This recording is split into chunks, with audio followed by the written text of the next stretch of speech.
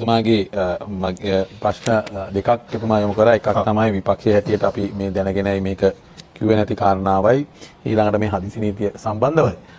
මම මේ කතාව පටන් ගන්නම් එතුමාගේ කතාවයි. අද මම දැක්කා අපේ මේ සෞඛ්‍ය ඇමතුමා ආණ්ඩුපක්ෂ සංවිධායකතුමා නැවත වතාවක් අභියෝග කරා මේම කුණාටු වෙන එක ගැන එම දැනුවත් වීමක් කරේ නැහැයි පුළුවන් නම් ඔප්පු කරන්න කියන අභියෝගය නැවත ඒ කියන්නේ පෙර දින 12 වගේ දිනවල පෙර දිනවල ඔව් එතුමා කිව්වා. දැන් අපි දන්නවා ඉස්සල්ලාම කාලගුණ දෙපාර්තමේන්තුවේ අධ්‍යක්ෂ ජනරාල් අතුල කරුණානායක මැතිතුමා නොවැම්බර් මාසයේ 11 වෙනිදා මේ සම්බන්ධව යම් අනාවැකි පළ කරනවා. ඊළඟට නොවැම්බර් 12ත් ඔහු තවත් නාලිකාවක පවත්වපු වැඩසටහනේදී ඒ වැඩසටහනේදී යම් අනාවැකි පළ කරනකොට ඉදිරි කාලයේ ඇති වෙන වර්ෂාපතනය වායුගෝලයේ තිබෙන කැළඹීම ඒ සම්බන්ධව ඔහු කියනකොට ඔහු සමග ඒ වැඩසටහනේ මම හිතන්නේ ආපදා කළමනාකරන ආයතනයේ අධ්‍යක්ෂක ජෙනරාල්තුමාත් වාඩි වෙලා හිටියා. හරි. ඊළඟට නොවැම්බර් 14 වෙනිදාත් නැවත වතාවක් මේ කතාව එළියට එනවා.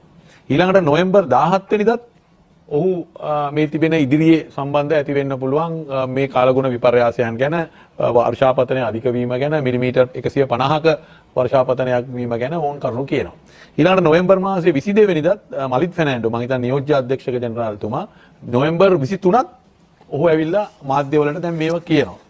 දැන් එතකොට දැන් තියෙන තර්කය තමයි දැන් මෙච්චර මේ රටේ ඉන්න කාර්යගුණ දෙපාර්තමේන්තුවේ මේ අධ්‍යක්ෂක ජෙනරාල්තුමා විවෘතව මාධ්‍යවලට ඇවිල්ලා මේ සම්බන්ධව යම් අනාවැකි පළ කරනකොට මේ සම්බන්ධව මේ රජයේ දේශපාලන නායකත්වයේ මේ සම්බන්ධව දැනුවත් වුණේ නැද්ද? ඔවුන් කියන්නේ මේ දිත්ව ගැන කිව්වේ නැහැ. දිත්ව ගැන ඉන්නේ අන්තිමටනේ. දැන් දිත්ව ගැන කවුරුත් ඉස්සරහා කියන්නේ නැහැ. දිත්ව කියන නම මං එන්නේ 27 28 වගේ තමයි. දැන් ලංකාවට කුණාටුව එන්නේ 28 වෙනිදා. 28 වෙනිදා තමයි ලංකාවට කුණාටු වෙන්නේ. එතකොට මේ 28 වෙනිදා එනකොට තමයි 27 වගේ තමයි ඔකට ජාත්‍යන්තර විශ්ින් ඔකට නමක් දාන්නේ දිත්ව කියන එක. එතකොට දැන් දැන් මේ කාලගුණ අනාවැකි කියලා කිය මේවා අනාවැකිනේ. මේවා ලැබ් වලට ගිහිල්ලා මොකද්ද විද්‍යාගාර වලට ගිහිල්ලා පරීක්ෂණ පවත්වලා කරන නිගමනයක් නෙමෙයි. මේවා තිබෙන වායුවේ තිබෙන ඒ වායුගෝලයේ තියෙන සම්බන්ධව ඕන් කරන යම් අනාවැකි මේවා. ඉතින් මේ අනාවැකි 100%ක්ම මේ අනාවැකි හරියනවයි කියලා කොහෙවත් එහෙම එකක් නැහැ. සමහර විට මේ අනාවැකි හරියන්න පුළුවන්. නමුත් කියූප ප්‍රමාණයට වඩා වර්ෂාපතනය අඩු වෙන්න පුළුවන්. කියූපයකට වඩා වර්ෂාපතනය වැඩි වෙන්න පුළුවන්. ඒක එහාට මෙහාට වෙන්න පුළුවන්. නමුත් තියෙන්නේ මේ අනාවැකිය උඩ ආණ්ඩුව මේකට මුහුණ දෙන්න සූදානම් වුණාද කියන ප්‍රශ්නේ නෙමෙයි තියෙන්නේ. වෙන මොකවත් නෙමෙයිනේ. ඒකට ආණ්ඩුව මේ සම්බන්ධව දැනුවත් වෙලා හිටියද? දැන් මේ කාලගුණ දෙපාර්තමේන්තුවේ අධ්‍යක්ෂකතුමා නොවැම්බර් 11 ඉඳන් 11 12 14 17 22 23 මේ මෙච්චර නිවේදන ඒගොල්ලෝ කියද්දී මේක ඇයි මේ ආණ්ඩුවට තේරුන්නේ නැත්තේ? එහෙනම් මවුලක් තියෙනවනේ. තේරුම් සංවේදීභාවයේ ප්‍රශ්නයක් තියෙනවා. එහෙනම් මේගොල්ලන්ට සංවේදී වෙලා නැහැ මේක.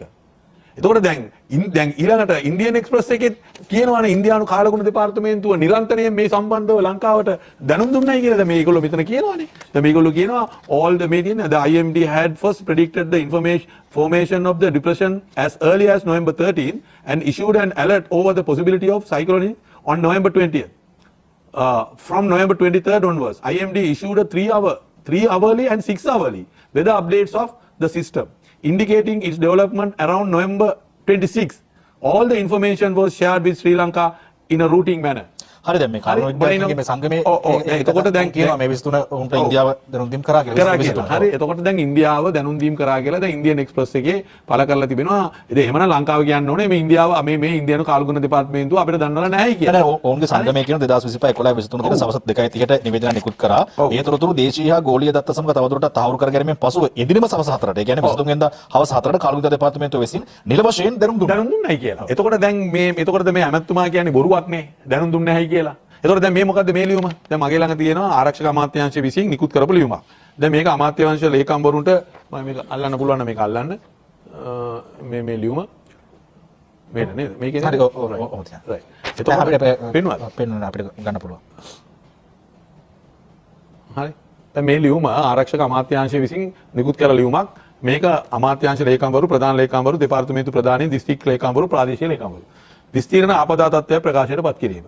අදිසි ආපදා තත්ත්වයකදී විපතට පත්වන ජනතාව ආපදා අවදානම හේතුවෙන් පදිංචි වාසස්ථානයන්ගෙන් ඉවත් කරන ජනතාවට සහන සැලසීමට හානියටපත් ප්‍රදේශ යථා තත්ත්වයට පත් කිරීම සඳහා 2025 නොවැම්බර් මාසේ 21 වෙනි දින සිට නැවත දැනුම් දෙන තෙක් සමස්ත ශ්‍රී ලංකාවම විස්තීර්ණ ආපත් තත්ත්වයට ලක් වූ බව මෙයින් ප්‍රකාශයට පත් කරමි. කවුද මේ කියන්නේ 21 වෙනිදා ඉඳන්? කවුද මේ කියන්නේ? යා වයිස් මාර්ෂල් සම්පත් එතුමා තොයිය කොන්තා විශ්‍රාමික. හරිද? එයා තමයි ආරක්ෂක ලේකම්. දැන් එතුමා ලියලා මේ අතින් දාලා තියෙනවා 11 වෙනි මාසේ 28 වෙනිදා. මේ ලියුමේ. හරි? එතකොට මේ ලියුම බෑක්ඩේට් කරලා මේ කරන්නේ. 21 වෙනිදා ඉඳන් නියෝගයේ ඇනවුන්ස්මන්ට් එක දෙනවා. නමුත් ලියුම ඉෂුව කරලා තියෙන්නේ 28. එයයි මේ බෑක්ඩේට් කරලා මේ ලියුමක් ගෙවුවේ එහෙමනම්. ආණ්ඩුව මේක දන්නේ නැත්තම්. දැන් 28 වෙනිදා ලියුම ගහනවා 21 වෙනිදා ඉඳන් ආපදා තත්ත්වයේ ප්‍රකාශයටපත් කරලා කියලා. ඉතින් ඇමතුමා කොහොමද කියන්නේ ආණ්ඩුව දන්නේ නැහැ කියලා? ඉතින් බොරුනේ. ඉතින් දන්නේ නැහැ කියලා කියන්න බෑනේ. දැන් මේ ආරක්ෂක අමාත්‍යාංශය ගාපු ලියුමක් නෙමෙයි. මේ සියලුම අමාත්‍යාංශ ලේකම්වරුන්ට ප්‍රධාන ලේකම්වරු දෙපාර්තමේන්තු ප්‍රධානීන්ට දිස්ත්‍රික් ලේකම්වරු ප්‍රාදේශීය ලේකම්වරුන්ට මේක පිටපත් දාලා තියෙනවා ජනාධිපති ලේකම් අග්‍රාමාත්‍ය ලේකම් අමාත්‍ය මණ්ඩලයේ ලේකම් මුදල් අමාත්‍යාංශ ලේකම් රාජ්‍ය පරිපාලන පළාත් සභා පළාත් පාලන කම්කරු අමාත්‍යාංශ ලේකම් සෞඛ්‍ය හා ජනමාධ්‍ය අමාත්‍යාංශ විගණනාධිපති මේ එතකොට මේ කිසි තේරුමක් නැති ආගියුමන්ට් එකක්. එතකොට එතුමා කියන දිත්වා කියලා කිව්වේ නෑලු. ඉතින් දිත්වා කියලා කියන්නේ අන්තිම මොහොතේනේ ඒකට නම දාන්නේ. එතුමාට මං ආන් හිටියේ එතුමා කියනවා දිත්වා එනවයි කියලා කිව්වේ නෑලු. දිත්වා එනවයි කියලා කිව්වේ නැති උනාට සුලි කුණාටුවක් එනවයි කියලා කිව්වනේ. ඒකනේ වැදගත්කම. ඕකේ නම නොකියුවට මේ කාල මේ කාලගුණ විද්‍යාඥයින් මේගොල්ලෝ සියලු දෙනාම ජාත්‍යන්තර BBC එක කියනවා 25 වෙනිදා කියනවා ලංකාවට මේ මීටර් 500ක වර්ෂාපතනයක් ලැබෙනවා කියලා. 25 වෙනිදා කියන්නේ. ඒක BBC එකක් කියන. එතකොට මේ සියලු දෙනාම කිව්වා මෙවැනි ආපදා තත්ත්වයක් ඇතිවීමේ ඉඩකඩ පවතිනවා. එතකොට ආණ්ඩුව මොකද්ද කරන්න ඕනේ? ඉඩකඩ පවතිනවා නම් ඒකට මුහුණ දෙන්න ලෑස්ති වෙන්න ඕනේ. එහෙම ලෑස්ති වීමක් වුණාද නැහැ. ජනාධිපතිතුමා පළවෙනි රැස්වීම කැඳවන්නේ 27 වෙනිදා. ඉතින් ඒකෙන් පේන්නේ මේක ලෑස්ති වුණේ නැහැ. 27 වෙනකොට සාමාන්‍ය වර්ෂාපතනය වැඩි වෙලා ගම්වතු තත්ත්වයකට රට ගමන් කරගෙන ඉන්නේ. 27 වෙනකොට. එතුමා දැනුවත් වීම දක්වා යම්කිසි දුරවලයක් තියෙනවා. එතුමා දැනුවත් කරන්නේ නැද්ද? දන්නේ නැහැ නේ ආපදාල මණ්ඩල මධ්‍යස්ථානයේ. ඒක ඇවිල්ලා අපේ ප්‍රශ්නේ නෙමෙයිනේ. දැන් ජනාධිපතිතුමාට මේ සම්බන්ධ උපදේශකෙක් ඉන්නවනේ. ඒ උපදේශකතුමා දන්නේ නැද්ද ජනාධිපතිතුමාව දැනුවත් කරන්න? එතකොට එයා අප්ඩේට් නැද්ද එහෙනම්? එහෙනම් එයා අප්ඩේට් නැහැ. දැන් මේ වර්ෂාපතනයක් එනවයි කියලා මෙච්චර මේ සුමානයක් තිස්සේ එක දිගට වැහැගෙන ඉන්නකොට ජනාධිපතිතුමා පත් කරපු එයාගේ උපදේශකයෙක් ඉන්නවනේ ඉස්සර රජ කාලෙත් හිටියානේ. කවුද ඒගොල්ලන්ට කියන පුරোহিতවරුද? රජතුමාට උපදෙස් දෙන්නේ. පුරোহিত නේද? පුරোহিতගෙන්නේ රජතුමා අහන්නේ. ඇමතිවරු මොනාරි කිව්වම පුරোহিতගෙන්නේ අහන්නේ මේ ඇමතිවරු කියන දේ හරිද නැද්ද කියලා. එතකොට පුරোহিতනේ රජතුමාට කියන්නේ. මොකද රජතුමා ඔක්කොම දේවල් දන්නේ නැහනේ. ඒ වගේ මේ ජනාධිපතිතුමා ඔක්කොම දේවල් දන්නේ නැහනේ. ඒකට නෙමෙයි ජනාධිපතිතුමාට උපදේශකවරු ලේකම්වරු දාගෙන ඉන්නේ. එතකොට දැන් මෙවැනි තත්ත්වයක් මේ මාධ්‍යවල දිගින් දිගටම යනකොට ජනාධිපතිතුමාගේ උපදේශකයෙක් ඉන්නවනේ මේ සම්බන්ධව. ඒකට ඔහු කියන්න එපා ජනාධිපතිතුමාට. මෙහෙම දෙයක් එන්න තියෙනවයි කියලා. එතකොට එහෙමනම් එහෙම දේවල් වෙලා නැහැ. එහෙම දේවල් වෙලා නැහැ. ඉතින් ඒ වරද කාගේද? ඒක විපක්ෂයවත් මේ සාමාන්‍ය ජනතාවත් මේ කාලගුණේ ඉන්න අධ්‍යක්ෂ ජනරාල්තුමාගේ නෙමෙයි. දැන් අධ්‍යක්ෂ ජනරාල්තුමා කොයා? දැන් වෙනදට ඇවිල්ලා පුවත්පත් සාකච්ඡාවල් තියෙනවානේ. එයාව හංගලා. එයාව හවුස් අරස් කරලාද? එයා දැන් ආරක්ෂක අමාත්‍යාංශයේ ගිය සෙකුරාදා මම හිතන්නේ ප්‍රෙස් එකක් තිබ්බා. ඒ ප්‍රෙස් එකට මාධ්‍යවේදීන් කවුරුවත් කැඳවුවේ නැහැ. ඒක රෙකෝඩ් කරලා ජනාධිපති මාධ්‍යාංශයෙන් කපලා ඒක දුන්නා මාධ්‍යයට. ඇයි යාට මාධ්‍යවේදීන්ව හම්බෙන්න අධ්‍යක්ෂ ජනරාල්ට ඉඩ දෙන්නේ නැත්තේ? දැන් එයාව තියාගෙන ඉන්න ආරක්ෂක අමාත්‍යාංශය ඇතුලේ. ඇයි තියාගෙන එයාව හංගන්නේ?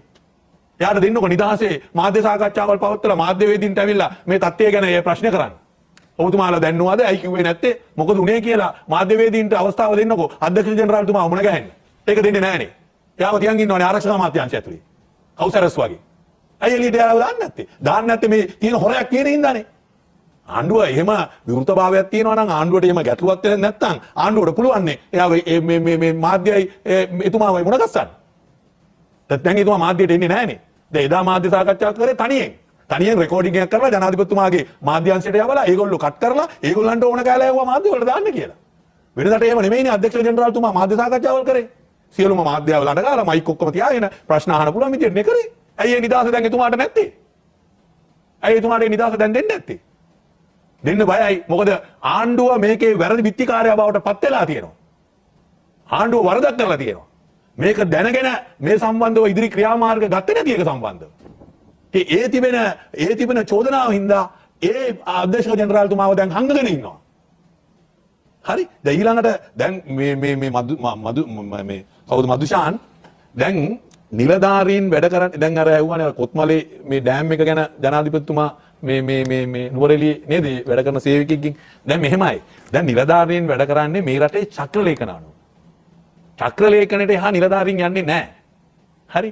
චක්‍ර ලේඛනට එහා නිලධාරීන්ට යන්න බැරි හින්දා තමයි නිලධාරී දේශපාලන නායකත්වයේ තමයි තීන්දුව ගන්න ඕනේ. චක්‍ර ලේඛනින් එහාට ගිහිල්ලා.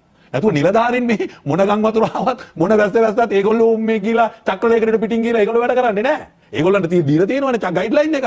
ඒ ගයිඩ්ලයින් එකට තමයි නිලධාරීන් වැඩ කරන්නේ. ඒතකොට ඒ ගයිඩ්ලයින් එකට ඒ ගයිඩ්ලයින් එක නොසලකා හරින වැඩ කරනවා කියන්නේ දේශපාලන නායකත්වයේ තීන්දුවක් ගන්න ඕනේ. ඒතකොට ඒ තීන්දුවට තමයි නිලධාරීන් වැඩ කරන්නේ. ඒතකොට ඒ තීන්දුව මෙතුමන්ලා ගත්තේ නැහැ. ඒකයි ප්‍රශ්නේ. අවසන් විනාඩිය හරි. ඒ හින්දා දැන් මේගොල්ලෝ දැන් එක වෙලාවකට නිලධාරීන්ගේ ඇඟට මේක තල්ලු කරන්න උත්සාහ කරනවා.